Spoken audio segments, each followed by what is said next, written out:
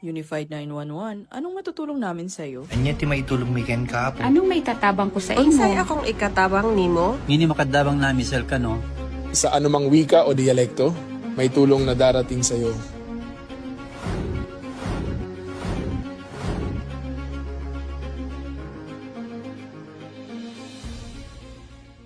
Lilingkod sa bawat Pilipino at magbibigay ng tamang impormasyon para sa tahimik at maayos na Pilipinas. Police News Network, alagad ng batas, tagapagtaguyod ng balitang pulis, sandigan ng mamamayan, patnubay ng katotohanan. Na Kampo Krame, maghahatid ng pinakahuling kaganapan at nagbabagang balita. Ito ang PNN Police News Network. At ngayon, ang inyong mga tagapagbalita. Magandang araw, bagong Pilipinas. Ako ang inyong alagad ng batas. Tagataguyod ng Balitang Pulis, Patrolman Adrian Dayao.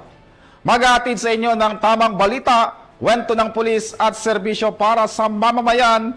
At ito ang PNP News Online. Ang pangunahing balita ng Police News Network. Alagad ng batas, tagataguyod ng Balitang Pulis.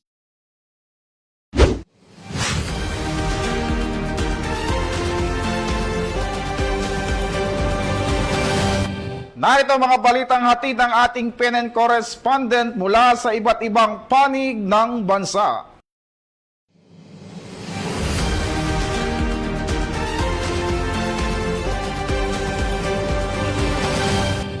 Sa ating unang balita, inilapit sa publiko ang iba't ibang serbisyong medikal sa pamamagitan ng programang Love for All o Laboratorio Konsulta at Gamot para sa Lahat na pinangunahan ni First Lady Liza Araneta Marcos sa Camp Crame, katuwang ang Philippine National Police at iba't ibang partner agencies ng pamahalaan. Yan ang tinutukang balita ni Patrolman Don Brosas.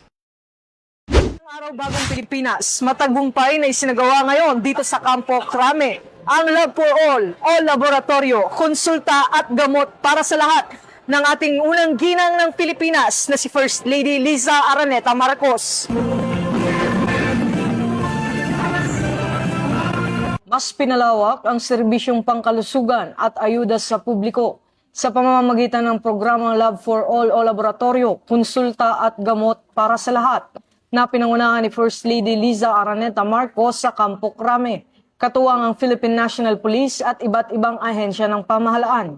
Nagsimula ang programa sa registration at opening ceremonies, kabilang ang invocation na pinangunahan ni Police Brigadier General Jaime Siriña III, special performances, audiovisual presentations at presentasyon ng eGov app ng Department of Information and Communications Technology.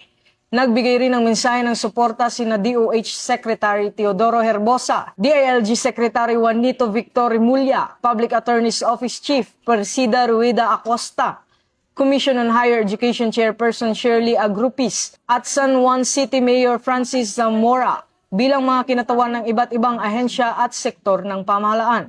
Sa pagdating ng First Lady, pinangunahan ni PNP Chief Police General Jose Melencio Nartates Jr. ang welcome remarks at pagpapakilala sa panauhing pandangal bago ang inspirational message ni First Lady Marcos at ang ceremonial turnover ng mobile laboratory. Bukod sa libreng laboratory services, konsultasyon at gamot, nakatanggap din ang mga benepisyaryo ng charity timba at tig 10 kilo ng bigas bilang dagdag na tulong sa kanilang pang-araw-araw na pangangailangan. Matatanda ang sinimulan na ang programa sa Campo Crame noong ika-28 hanggang 30 ng Abril, kung saan ang mga unang benepisyaryo ay mga pulis at kanilang mga dependents bilang bahagi ng paunang rollout ng Health Service Initiative. Nagpahayag din ng pasasalamat si Chief PNP kay First Lady at sa mga katuwang na ahensya sa patuloy na pagsuporta sa kalusugan at kapakanan ng mga pulis, kanilang pamilya at ng komunidad. Sa programang ito, malinaw ang serbisyong pangkalusugan ay dapat abot ng lahat. May dignidad, may malasakit, at walang naiiwan. For the Philippine National Police, we recognize that the strength of our organizations is rooted in the well-being of our personnel and their families. Programs like this contribute to a healthier, more accountable workforce. Thank you for leading this meaningful initiative and for placing the welfare of our people at the center of public service. We look forward to supporting initiatives like this as we continue working together toward a bagong Pilipinas where services are accessible, responsive, and felt by every Filipino. My husband, President Marcos, always says, lagi natin mahalin ang Pilipinas. Lagi natin mahalin ang Pilipinas. And nowhere is that love more evident than in the service of our national police. To love our country is not just something we say. We show it, you show it, in the sacrifices you make, in the duties you fulfill, and in the people we protect. Loving our country is not about slogans, it's not about noise or impact, it's about service. Don't cry me. And so to our partners in government and to our partners in the private sector, to every volunteer who made today possible, marami pong salamat sa inyong lahat. And to our men and women of the National Police, thank you for your courage, thank you for your sacrifice, and thank you for the service you give to our nation. Mabuhay po kayong lahat. Binigyan din niya ang kahalagahan ng ganitong programa sa pagpapalakas ng serbisyong pangkalusugan at malasakit sa mamamayan. Ito ang bagong PNP para sa bagong Pilipinas, serbisyong mabilis, tapat at nararamdaman. Mula rito sa Campo Crame, ako ang inyong PNN correspondent, Patrolman Don Brosas, alagad ng batas, tagataguyod ng Balitang Pulis. Maraming salamat, Patrolman Brosas. Aktibong nakiisa ang Sorsogon Police Provincial Office sa relief operation sa Albay sa gitna ng patuloy na pag-alboroto ng Mayon Volcano. Tumulong ang mga tauhan ng Sorsogon PPO sa paghatid at pag-distribute ng relief goods para sa mga pamilyang apektado ng ashfall at iba pang epekto ng volcanic activity. Yan ang balitang hatid ni Police Staff Sergeant Angeli Yonson. Muling pinatunayan ang lakas ng pagkakaisa at malasakit ng pamahalaan at kapulisan nang matagumpay na naihatid ang tulong mula sa lalawigan ng Sorsogon para sa mga apektadong residente ng Ginubatan, Albay, kaugnay ng phreatic eruption ng Mayon Volcano nitong nakaraang Sabado, Mayo 2, taong kasalukuyan. Sa ilalim ng pamumuno ni Governor Edwin Buboy Amor at sa pangunguna ni Provincial Administrator Franco Eric Ora Vanilla, katuwang ang Sorsogon PPO sa pamumuno ni Police Colonel Alex C. Daniel at iba pang mga ahensya ay matagumpay na naisakatuparan ang maayos at mabilis na paghahatid ng relief goods para sa mga pamilyang nangangailangan. Bilang bahagi ng pagtutulungan, aktibong nakiisa ang kapulisan sa isinagawang repacking ng mga relief goods noong araw ng Linggo upang mas mapabilis ang pamamahagi ng tulong sa mga apektadong komunidad.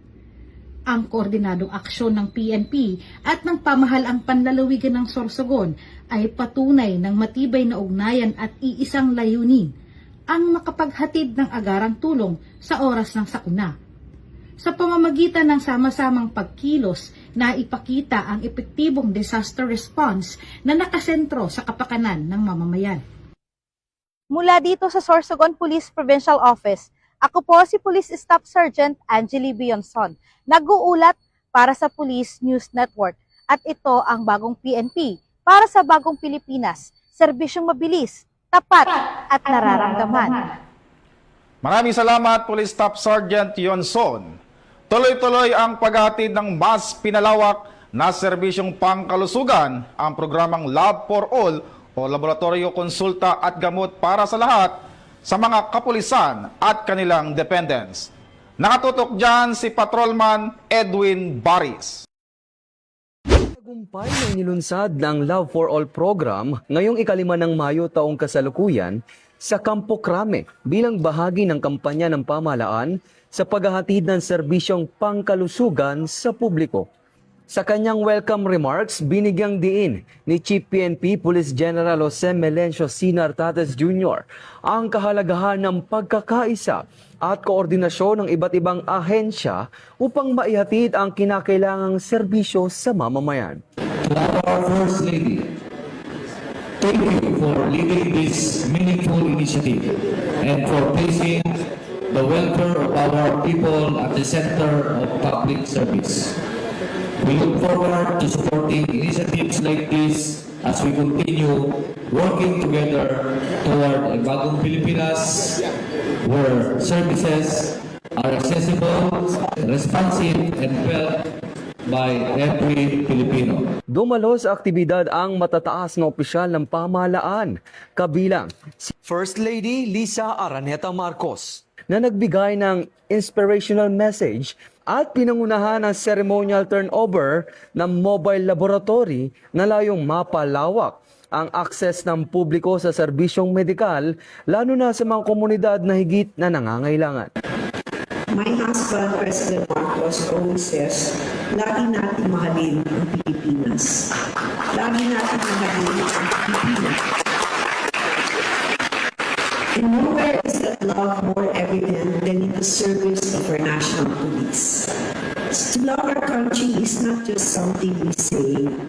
We show it, you show it, in the sacrifices you make, in the duties you fulfill, and in the people you protect. Loving our country is not about slogans, it's not about noise or impact, it's about service. Don't cry, Mom. And so to our partners in government and to our partners in the private sector, to every volunteer who made today possible, marami pong salamat sa inyong lahat. And to our men and women of the National Police, thank you for your courage, thank you for your sacrifice, and thank you for the service you give to our nation. Mabuhay po kayong lahat. Kabilang sa mga serbisyong inihatid ang libreng laboratory test, medical consultation at pamamahagi ng gamot para sa mga tauhan ng PNP at kanilang pamilya. Bukod dito, namigay din ng libreng mga tsinelas. Aabot sa mahigit kumulang 3,000 benepisyaryo ang natulungan ng programa. Naging matagumpay ang programa sa tulong ng OLCFI kasama ang iba't ibang ahensya ng pamahalaan. Mga beneficiaries dito, maaari po silang magpatuloy sa pagkukonsulta sa mga pinakamalalapit na health centers sa kanilang lugar o maging sa mga local government hospitals at DOH hospitals. Kahit po tapos na itong Love for All program na ito.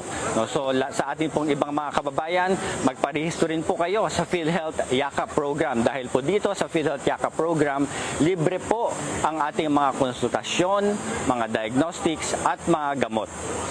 Araw para sa Pilipinas, Pilipinas Channel ng PPO.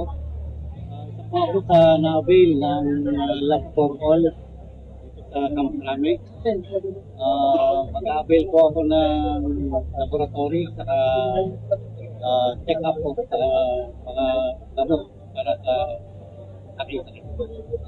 Ayon sa Philippine National Police, ang programa ay bahagi ng pagpapalakas ng personal welfare at patunay ng patuloy na pakikipagtulungan ng pamahalaan para sa serbisyong makatao at abot kamay ng bawat Pilipino. Ito ang bagong PNP para sa bagong Pilipinas. Serbisyong mabilis, tapat at nararamdaman. Mula dito sa Campo Crame, ako si Patrolman Edwin Baris, nagbabalita para sa Police News Network. Alagad ng batas, tagataguyod ng Balitang Pulis. Maraming salamat sa iyo, Patrolman Baris. Kinilala ng Philippine National Police ang mahalagang ambag ng 21 informant na naging susi sa matagumpay na operasyon laban sa kriminalidad. Ang buong balita ay mula kay Patrolman Don Brosas. Bilang pagkilala sa mahalagang ambag ng mamamayan sa matagumpay na police operations, personal na pinangunahan ni Chief PNP Police General Jose Melencio Nartates Jr. ang turnover ng monetary reward sa 21 informante sa Camp Crame nitong ika-4 ng Mayo. Tumanggap ang bawat informante ng mahigit 100,000 pisong pabuya kapalit ng impormasyong naging susi sa matagumpay na operasyon ng Philippine National Police laban sa kriminalidad. Sa kanyang mensahe, pinasalamatan ni Chief PNP ang kanilang tapang, tiwala at pakikipagtulungan sa kapulisan at binigyang diin na ang aktibong partisipasyon ng komunidad ay mahalaga sa epektibong pagpapatupad ng batas. Patuloy ang panawagan ng PNP sa publiko na makiisa sa laban kontra krimen sa ilalim ng adhikaing bagong PNP para sa bagong Pilipinas, serbisyong mabilis, tapat at nararamdaman. Mula rito sa PNP National Headquarters, ako ang inyong PNN correspondent, Patrolman Don Brosas, alagad ng batas, tagataguyod ng Balitang Pulis.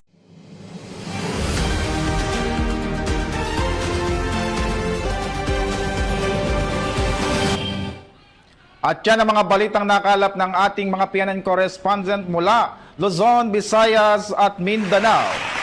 Para sa mas malawak at mabilis na ulat ng mga balita, huwag kalimutang mag-like, follow and share sa aming official social media account ng Police News Network. Tutok lang sa aming YouTube channel para sa mga live stream at replays.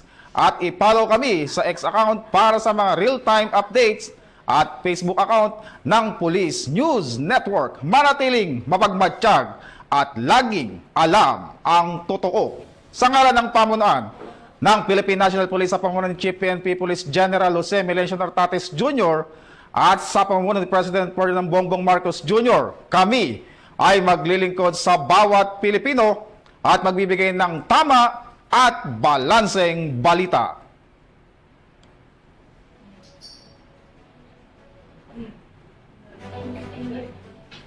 Mula rito sa tanggapan ng tagapag-ugnay ng Pambansang Pulisya, ako ang inyong alagad ng batas, tagataguyod ng Balitang Pulis, Patrolman Adrian Dayao, maghahatid ng tamang balita, kwento ng pulis at serbisyo para sa mamamayan.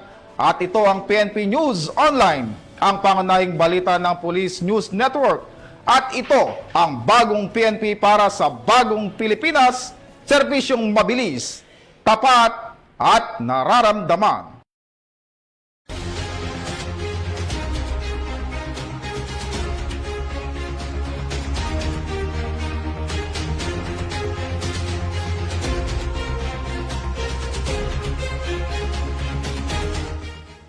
Police News Network, alagad ng batas, tagapagtaguyod ng balitang pulis.